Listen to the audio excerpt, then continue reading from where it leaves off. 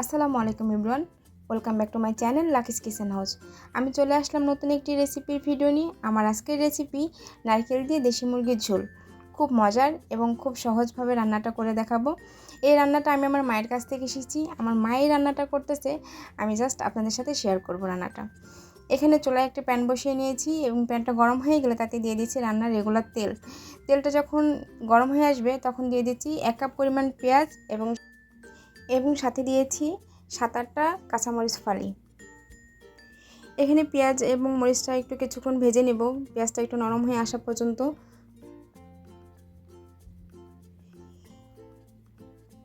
এখন দিয়ে দিলাম শুকনো উপকরণ। এখানে 5-6টা এলাচ, 3-4 টুকরা দারচিনি এবং 2টা তেজপাতা ছিঁড়ে দিয়েছি। পেঁয়াজটা এখন নরম হয়ে আসছে, এখন দিয়ে দিব বাটা মশলাগুলো। এখন দিয়ে দিচ্ছি রসুন বাটা। এখানে 2 টেবিল চামচ পরিমাণ রসুন বাটা দিয়ে দিয়েছি এবং দিয়ে দিচ্ছি 2 টেবিল চামচ পরিমাণ জিরা বাটা আর 2 টেবিল চামচ পরিমাণ আদা বাটা। এখন এই বাটা মশলাগুলো তেলের সাথে একটু ভেজে নিব। বাটা মশলার যে কাঁচা স্মেলটা থাকে সেটা চলে যাবে।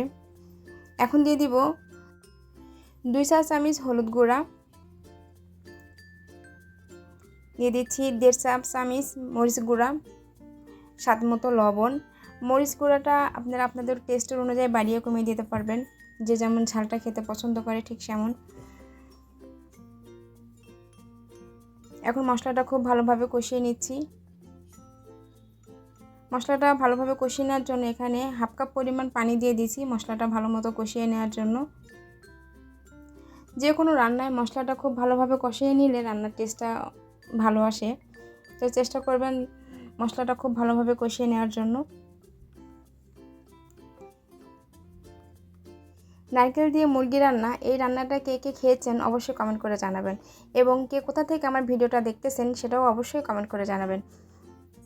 এখন আমি দিয়ে দিচ্ছি আগে থেকে কেটে ধুয়ে পরিষ্কার করে রাখা মুরগির টুকরোগুলো দিয়ে দিচ্ছি।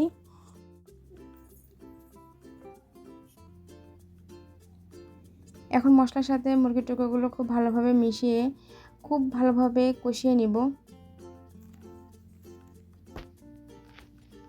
মুরগির টুকরোগুলো দিয়ে মশলার সাথে মিশিয়ে নিয়ে এখন দিয়ে দিব নারকেলগুলো এভাবে কেটে নিয়েছি, ফালি করে কেটে নিয়েছি এবং নারকেলের পিছনে যে অংশটা সেটাও ফেলে দিয়েছি। এখন এই নারকেলের টুকরোগুলো আমি মুরগির সাথে মিশিয়ে দিব।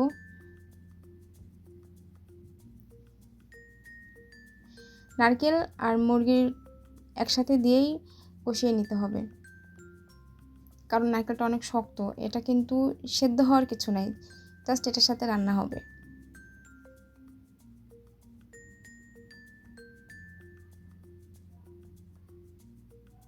নারকেল ও মুরগি ভালোভাবে কষিয়ে নেওয়ার জন্য আমি এখানে দিয়ে দিচ্ছি 1.5 কাপ পরিমাণ পানি।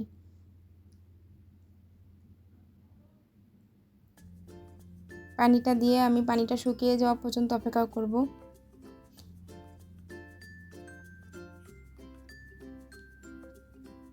কিছুক্ষণ পরপর উল্টে পাল্টে নাড়াচাড়া করে দিতে হবে। দিয়ে যখন পানিটা শুকিয়ে আসবে, এই যে পানিটা প্রায় শুকিয়ে এসেছে, খুব ভালোভাবে কষিয়ে নিচ্ছি।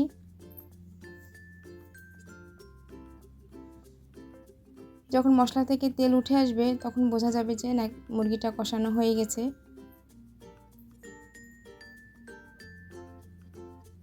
রান্নাটা দেখে এখনও আমার লোভ লাগতেছে, ভয়েস দিতে যা মনে হচ্ছে যে আরেকবার খাই। নারকেল দিয়ে মুরগি রান্নাটা বিশেষ করে আমাদের বাসায় আমার আব্বুর খুব পছন্দ, এজন্য প্রায়ই আম্মু এই রান্নাটা করে।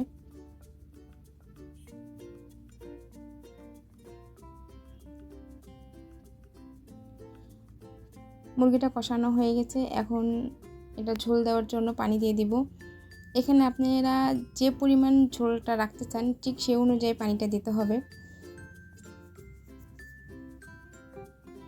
আমি যেহেতু এটা ঝোল রাখবো সেজন্য একটু পানির পরিমাণটা বেশি দিয়েছি। এখানে 3 কাপ মতো পানি আছে।